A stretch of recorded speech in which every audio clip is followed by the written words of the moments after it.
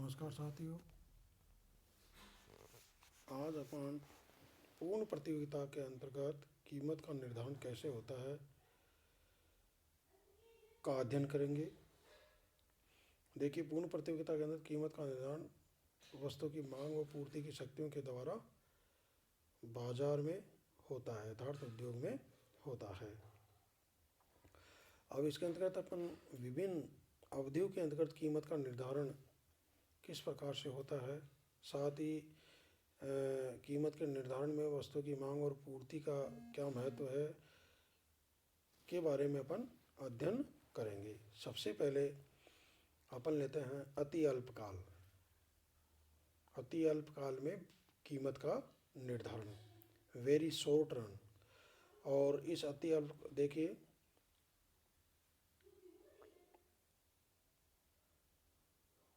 बाजार अवधि में प्रचलित कीमत को बाजार कीमत कहते हैं। यानी कि कहने का मतलब है कि अति अल्पकाल या इसको अति अल्पकाल को बाजार अवधि भी कहते हैं। तो बाजार अवधि में क्या होता है कि कीमत का निर्धारण कैसे होता है उसके बारे में अपन अध्ययन करेंगे। बाजार अवधि में प्रचलित कीमत को बाजार कीमत के नाम से जाना जाता है, अर्थात प्राइस, मार्केट प्राइस के नाम से जाना जाता है। बाजार अवधि या अति अल्पकाल वह अवधि है जब वस्तु की पूर्ति में कीमत में परिवर्तन होने पर कोई परिवर्तन नहीं होता है। यहाँ पूर्ति वक्र उदग्र अक्ष के समानांतर या पूर्णतया बेलोचदार होता है, और ये ऐसी बाजार जो स्थिति है वो नाशवान वस्तुओं की स्थिति में प्रयुक्त होता है, अर्थात यह नाशवान वस्तुओं के लिए प्रयुक्त होता है। यहाँ पर क्या होता है कि कीमत के निर्धारण में केवल मांग का महत्व होता है। तो बाजार जो अवधि है या अति अल्पकाल में, उसमें कीमत के निर्धारण में केवल मांग का महत्व होता है। इसको अपन डायग्राम के आधार पर भी एक्सप्लेन कर सकते हैं। और अगली जो है वो है अल्पकाल में कीमत का निर्धारण। देखिए, अल्पकाल में प्रचलित कीमत को अल्पकालीन कीमत कहते हैं। अल्पकाल वह अवधि है जब संयंत्र का आकार स्थिर रहता है तथा परिवर्तनशील साधन की मात्रा को बढ़ाकर पूर्ति बढ़ाई जा सकती है। यानी कि कहने का मतलब कि अल्पकाल वह अवधि है जहाँ संयंत्र का आकार स्थिर होता है, संयंत्र के आकार में कोई बदलाव नहीं किया जाता है, किसी प्रकार का कोई परिवर्तन नहीं करते हैं। और इसमें क्या है कि कुछ साधन स्थिर होते हैं, कुछ साधन परिवर्तनशील होते हैं। तो परिवर्तनशील साधनों की मात्रा को बढ़ाकर पूर्ति बढ़ाई जा सकती है। और यहाँ जो पूर्ति वक्र है वो धनात्मक ढाल का होता है। अल्पकाल में पूर्ति वक्र धनात्मक ढाल का होता है, और अल्पकाल में मांग व पूर्ति दोनों शक्तियाँ कीमत के निर्धारण में महत्वपूर्ण होती हैं। तो ये था अल्पकाल। और भी अपन डायग्राम बना करके इसको एक्सप्लेन कर सकते हैं। डायग्राम यानी कि मांग, श्रम का मांग और श्रम का पूर्ति वक्र दिखाया गया है। मांग वक्र ऋणात्मक ढाल का, पूर्ति वक्र धनात्मक ढाल का है। और यहाँ पर क्या है कि वस्तु की कीमत के निर्धारण में यानी कि मांग और पूर्ति दोनों शक्तियों का काफ़ी महत्व है। अब आप आइए दीर्घकाल में कीमत का निर्धारण।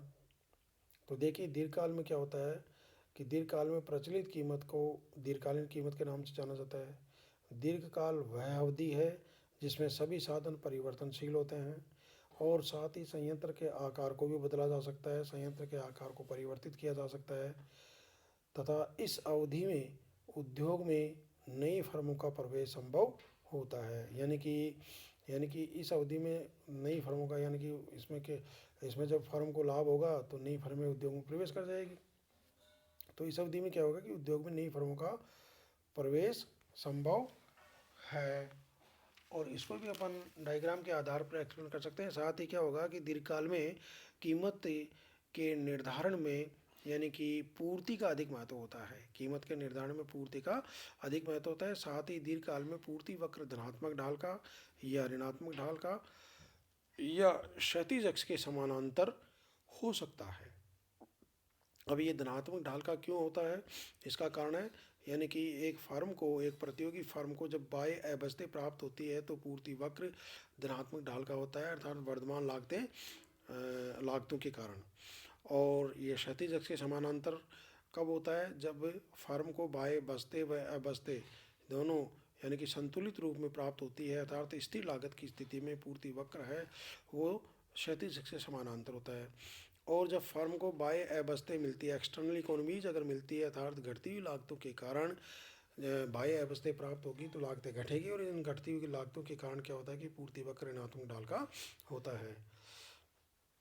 साथ ही क्या होता है कि धनात्मक ढाल का पूर्ति वक्र हो तो मांग बढ़ने पर कीमत बढ़ती है और मांग घटने पर कीमत घटती है। ये था यानी कि विभिन्न बाजार अवधियों में, यानी कि पूर्ण प्रतियोगिता की स्थिति में कीमत का निर्धारण कैसे होता है। अब देखिए इसमें अपन पूर्ति वक्र का अगर यहाँ और जिक्र करें या अध्ययन करें, यानी कि जब पूर्ति वक्र क्षैतिज अक्ष के समानांतर हो, जब पूर्ति वक्र अगर मान लीजिए कि क्षैतिज अक्ष के समानांतर होगा, यानी कि पूर्णतया लोचदार होगा, तो ऐसी स्थिति में मांग के घटने या बढ़ने पर कीमत अपरिवर्तित रहेगी, यानी कि मांग घटे या मांग बढ़े कीमत में कोई परिवर्तन नहीं होगा। और जब पूर्ति वक्र मान लीजिए कि धनात्मक ढाल वो ऋणात्मक ढाल का हो, जब पूर्ति वक्र ऋणात्मक ढाल का हो, और ऋणात्मक ढाल का कब होगा, ये घटती हुई लागतों की स्थिति में। घटती हुई लागतों की स्थिति में जब पूर्ति वक्र ऋणात्मक ढाल का हो तो मांग बढ़ने पर कीमत क्या हो जाती है, घट जाती है। मांग बढ़ने पर कीमत घट जाती है और मांग के घटने पर कीमत बढ़ जाती है, यानी कि मांग बढ़ने पर कीमत घट जाती है। यानी कि कहने का मतलब है कि घटती हुई लागतों की स्थिति में जब पूर्ति वक्र ऋणात्मक ढाल का होता है तो मांग बढ़ने पर कीमत घट जाती है। दोनों में विपरीत संबंध है, मांग बढ़ने पर कीमत घट जाती है और मांग के घटने पर कीमत बढ़ जाती है। और साथ ही क्या है कि ह्रासमान लागतों की स्थिति में या घटती हुई लागतों की स्थिति में मांग बढ़ने पर फर्म का उत्पादन बढ़ेगा, मांग बढ़ने पर फर्म का उत्पादन बढ़ेगा तथा घटती लागतों के कारण उत्पादन की लागत घटेगी, अतः फर्म कम कीमत वसूल करेगी, पर वसूल करेगी। और तो ये था यानी कि विभिन्न बाजार अवधियों में पूर्ण प्रतियोगिता की स्थिति में कीमत का निर्धारण कैसे होता है, जिसका अध्ययन अपन ने किया है।